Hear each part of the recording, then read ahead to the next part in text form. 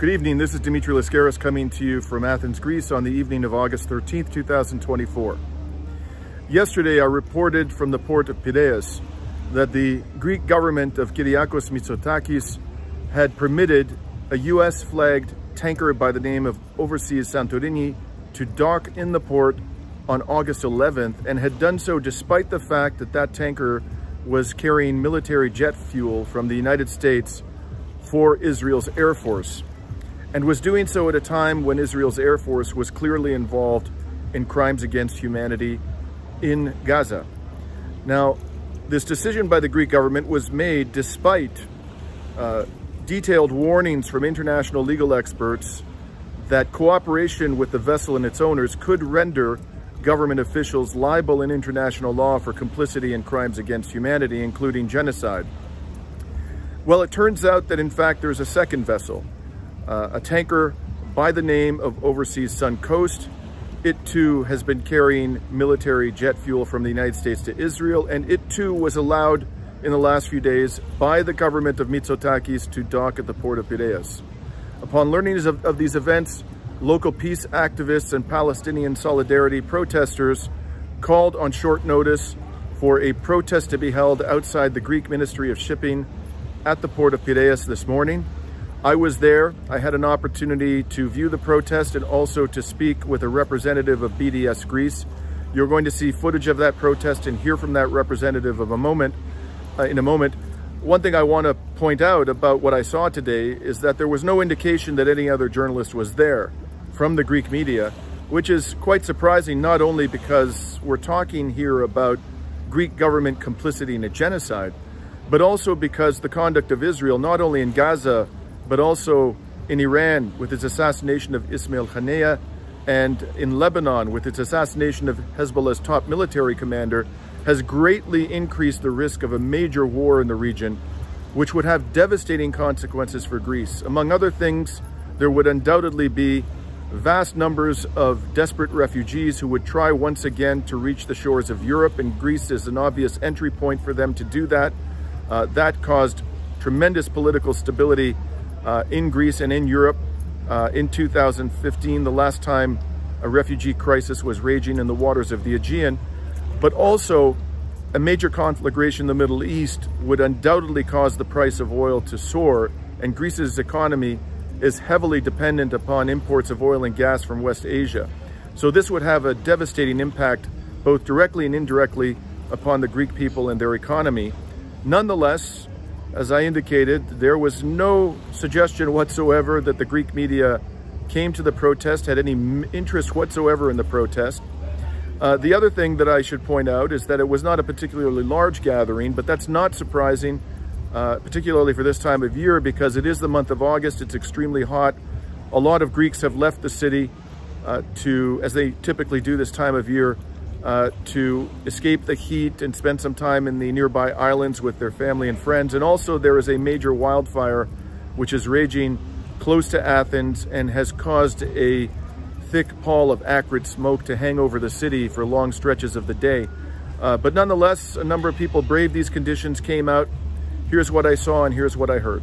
I hope you'll find this report informative. And if you do, please like and share it, and please subscribe to my YouTube channel if you don't already.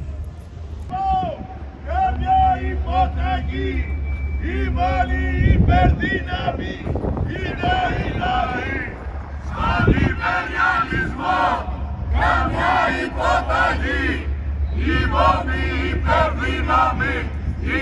η λαή. Ιντιφάντα, Ιντιφάντα, Ιντιφάντα, λευτεριά, λευτεριά στην Παλαιστίνη.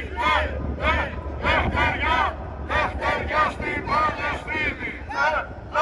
Λευτεριά, λευτεριά στην Παλαιστίνη.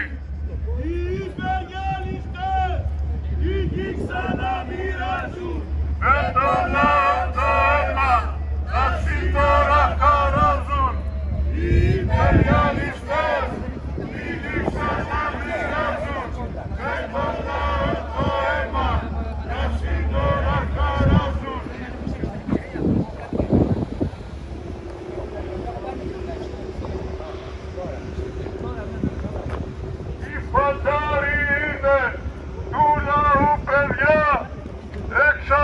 τα σύνορα δεν έχουνε δουλειά. Οι φαντάροι είναι του λαού παιδιά.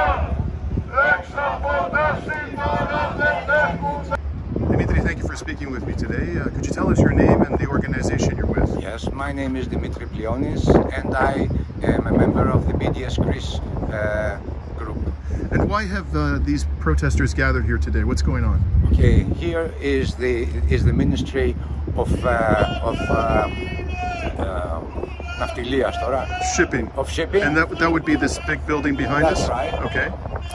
And we are gathered here today because there are two tanker ships with an American flag which have been transferring premium gasoline for the F-16 jets in Israel.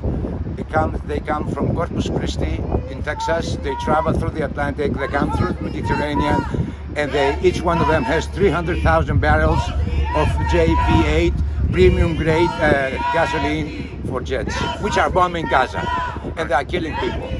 So this demonstration is against them for staying in the Greek ports. Now, most probably they have gone to Israel already and they are coming back and they want to refuel themselves and get provisions. They are outside the Piraeus port waiting to get the provisions. We are here pressing the government not to let them be refueled and be provisioned. They have been banned from other ports in Gibraltar, in Spain, in Italy, in Malta, and they closed their AIS beacon when they went to Israel. Right. So we lost them for 10-11 days, and suddenly we found them in Piraeus port. And this jet fuel, I understand, is also used for F-35s. Yes, basically, yes. it's all the range jet, of... Yes, right. It's for fighters that Israel is using as F-16s and F-35s, and they are doing a horrendous job in Gaza, bombing and killing almost 40,000 people by now, and with 90,000 which have been traumatized. And I understand that there was a legal opinion was issued by dozens of renowned international scholars during the past 2 or 3 weeks relating to this matter. What can you tell us about that?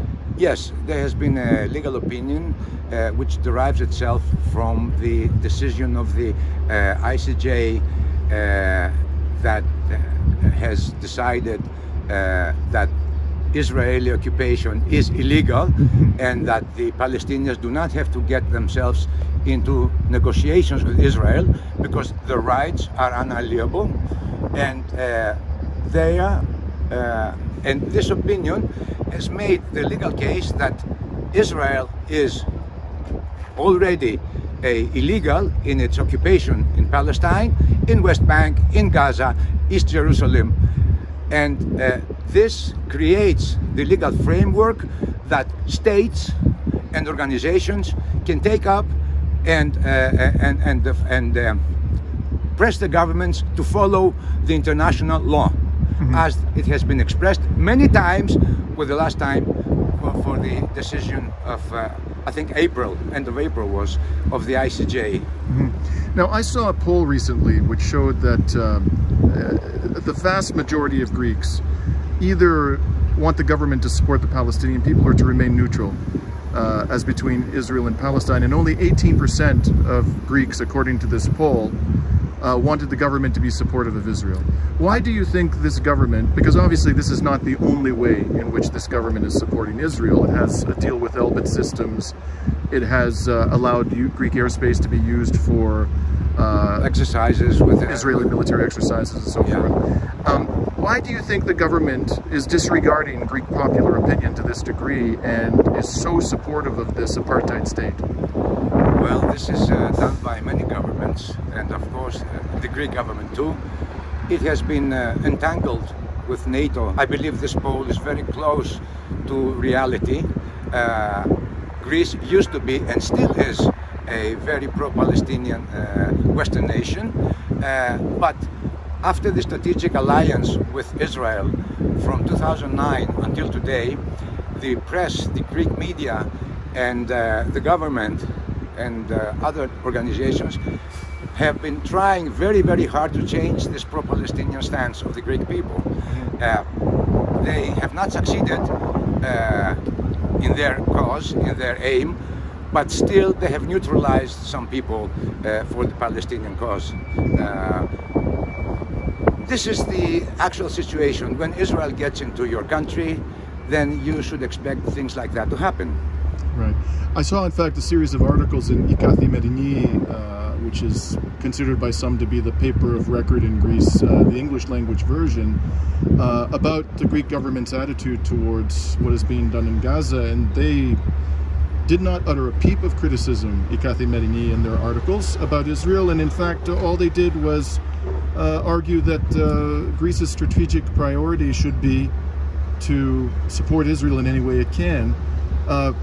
Can you tell us something about the structure of the media business in this country and why it is fomenting attitudes that are so contrary to the traditions of Greeks?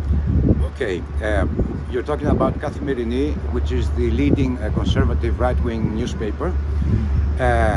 All right-wing newspapers, more or less, support the more or less the Israeli cause and the government's politics on Israel.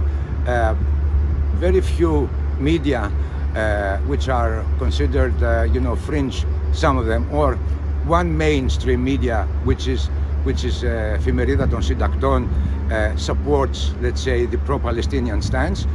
So it is a right-wing thing that is happening. The solidarity of the right. Yeah, yes. and it's also an ultra-rightist. The far right support Israel, which we thought that some years ago the far right would be anti-Semitic, but no, today they are supportive very much of Israel because it's a far right government and it's a far right majority of the population. So we have this situation. The left in Greece supports the Palestinian cause in different levels, and one of these demonstrations is organized by some working unions and some left organizations, and also BDS Greece. Well, Dimitri, thank you very much for taking the time to speak with me, and I hope we can have more conversations in the future. Okay, thank you very much, Dimitri, also, and thank you also for having me. Bye-bye.